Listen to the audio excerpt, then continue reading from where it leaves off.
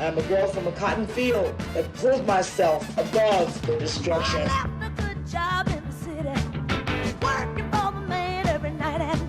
I'm Candace McDuffie, and this is the Culture Close-Up for the HBO documentary film Tina.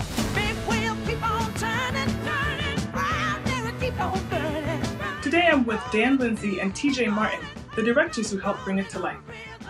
This film is so powerful and it made me so emotional. So could you tell us about Tina and the journey it took to make a film about her life? If we're going to be real, part of the conversation we had was, I don't know if two men are the right voice to tell Tina's story. Ultimately, after meeting Tina, getting a bit of insight into how she perceives her own story, that was the beginning of us finding out the direction we were going to take the film. And at the end of the day, our job is to be vehicles of empathy and just to be a conduit for her to express herself. How has Tina paved the way for other Black women in the music industry? She broke many barriers. She sees herself as an artist first and a performer first, and she's not going to let anyone get in their way.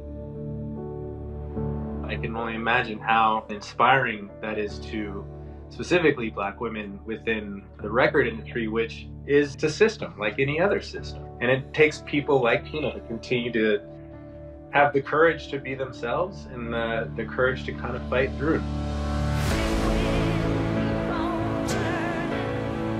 I think one of the best parts of the film is Tina herself being a part of it. You describe, being around her. How was it listening to her?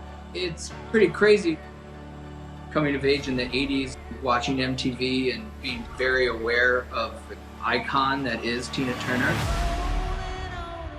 It was very bizarre to sit down and then interview her, to look across the way and be like, I'm talking to Tina Turner. Tina doesn't ruminate and stew in the past. She looks forward. And I think some of that is a result of her personality. Some of it is her relationship with Buddhism. The other part is just a testament to her work ethic.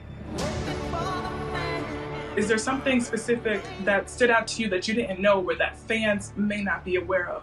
Something I had never really appreciated was that she really kind of was in the wilderness for a while before she was able to make this remarkable kind of second act of her life happen. There's a 7-year time span from when Tina was finally able to escape that relationship until What's Love Got to Do With It comes out. What advice do you have for up-and-coming filmmakers? You have to embrace failure. Even if you have a strong vision for something, the journey is going to have a lot of obstacles and pitfalls. You can learn the tools, but you gotta be able to say something. Spend time outside of work just doing something else so that you can understand the world around you. Hey, Candace, I'm curious, for you, what stands out as something that you didn't know that you learned? That she was so ambitious about being the Black female version of Mick Jagger, right? That stood out to me so much because she was so determined. Regardless of being a Black woman, she was going to enchant everybody with her music, and she worked so hard. So inspiring, especially now, when people aren't really thinking about the next step because they're trying to get through today. So to see her story just inspired me.